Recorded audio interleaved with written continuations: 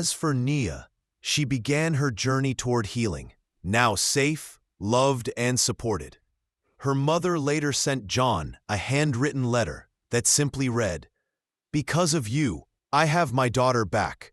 I will never forget your name." So remember, sometimes the loudest cry for help is silent. One hand signal, one sharp eye, one person willing to act. That's all it took to save Nia's life.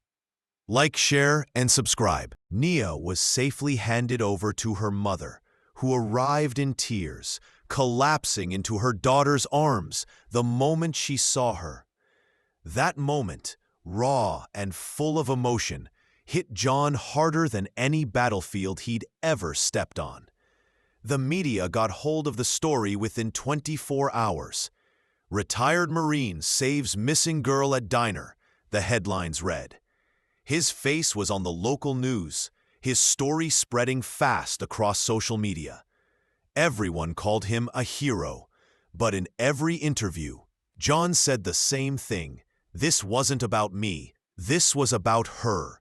And it's about learning to recognize when someone is silently asking for help."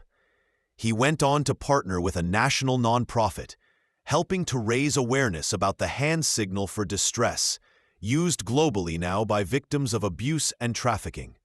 John helped teach people what to look for and how to act without escalating danger. As the officers led the man out in handcuffs, Nia turned to John, her eyes finally softening, and whispered, "Thank you." It was just one word, but to John, it meant everything. The sirens faded as the police car disappeared down the highway, taking the man into custody. Inside the diner, things slowly returned to normal, but the air still felt heavy, like everyone had just witnessed something too real to forget. John sat quietly at the counter, sipping what was now a cold cup of coffee. Across from him, the waitress placed a gentle hand on his shoulder. "You saved her life," she said softly. But John didn't smile. He wasn't thinking about praise or attention. He was thinking about how close it came to ending differently. If he hadn't stopped there, if he hadn't known that signal, if he'd looked away like so many others do.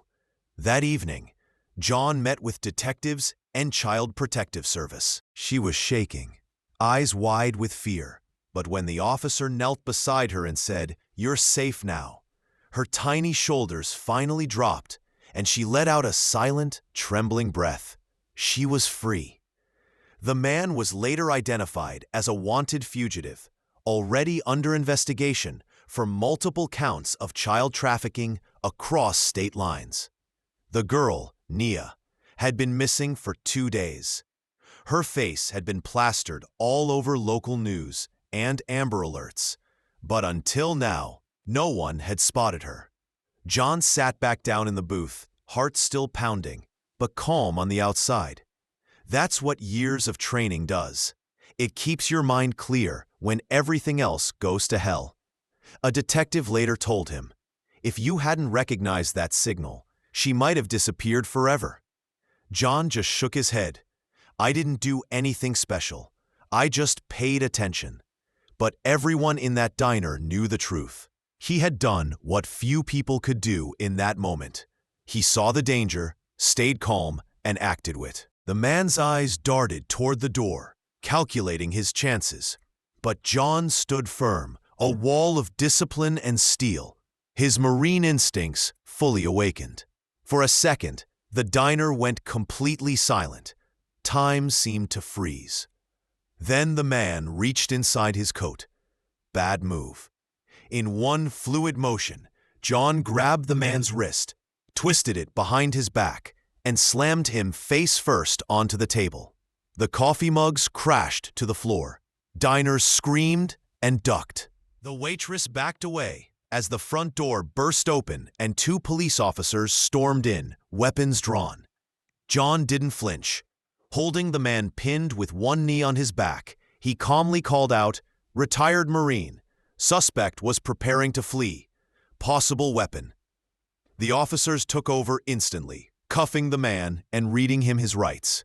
One officer looked at John and gave him a silent nod of thanks. The other gently approached the girl. Before the man could respond, red and blue lights flashed through the front window. The police had arrived. Panic flickered in the man's eyes. He stood abruptly, knocking over his coffee. "Come on," he barked at the girl. But John stood up faster. He stepped between the man and the girl, his voice like steel. "You're not going anywhere." And in that moment, the real battle began. The girl sat frozen. The man never once looked at her or spoke. That silence screamed louder than words. Then John made a bold move. He approached the table with a calm, friendly demeanor. "Hey there," he said casually, pretending not to notice the tension. "Place is quiet today. Mind if I sit for a minute?" The man looked up, surprised, but forced a polite smile. "Sure, go ahead." John sat down slowly, directly across from the girl. He looked her in the eyes, softly, not to scare her. Beneath the table, he tapped his boot gently against her foot, twice. It was a nonverbal signal taught in child safety programs to let victims know they were near someone safe. She blinked, just once, but it was enough. John turned back to the man. "You from around here?" he asked. "Passing through," the man replied quickly, folding up his paper. "Just getting back on the road." John nodded, his tone still calm, but now more focused. "Funny, you don't seem in a hurry." But John Ramsey wasn't most people.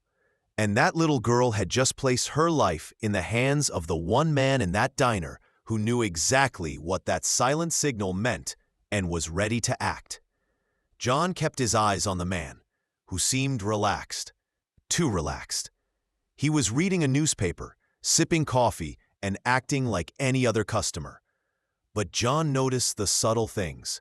The way not to wave, not to stretch, but slowly, deliberately, she held up her right hand with 3 fingers extended, her thumb tucked over her palm, and folded it down.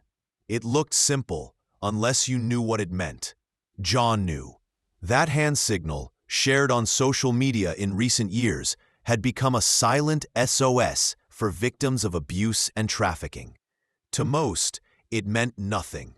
But to someone trained like John, it was a code red. His heart rate kicked up. Everything in his mind screamed, "This girl is in danger." But he didn't panic. He didn't rush. Years of training taught him better. Instead, he stayed calm, carefully watched the man, and discreetly called over the waitress. On a napkin, he scribbled, "Call 911, girl in red, possible trafficking. I've got eyes on them." She nodded, understanding instantly. John shifted his seat, placing himself between the man and the door, ready for whatever might happen next. Most people would have missed the signal. Most people wouldn't have known.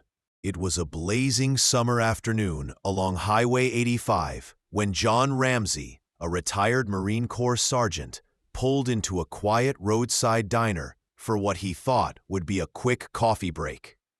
The place was nearly empty, the kind of out-of-the-way spot where truckers and travelers stopped to cool off. But within 5 minutes, that ordinary stop would turn into a moment he would never forget. John had always been sharp. 20 years in the Marines had trained his instincts well.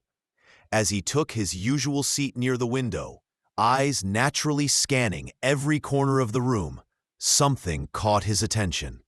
A young girl, maybe 8 years old, was sitting across from a sharply dressed older man. Her posture was too perfect, too rigid. Her face blank. No giggles, no conversation, just silence. She wore a bright red dress that practically screamed for attention. But it wasn't the dress that stopped John cold. It was what she did next. She raised her hand. A little girl raised her hand in a roadside diner, 3 fingers up, thumb tucked in. and a former Marine instantly recognized it as an SOS signal. John Ramsey, a retired Marine, was quietly drinking coffee when he noticed the young girl sitting stiffly across from an older man. Her body language was tense. John didn't panic. He discreetly alerted the staff with a handwritten note: "Call 911." Minutes later, when the man tried to leave, John blocked him and held him down until police arrived. Turns out, the man was a wanted child trafficker, and the girl, Nia, had been missing for 48 hours. That one small hand signal and one man's quick thinking saved her life. Remember, sometimes the quietest signals are the loudest cries for help. If this story moved you, like and share, because real heroes are the ones who notice what others miss.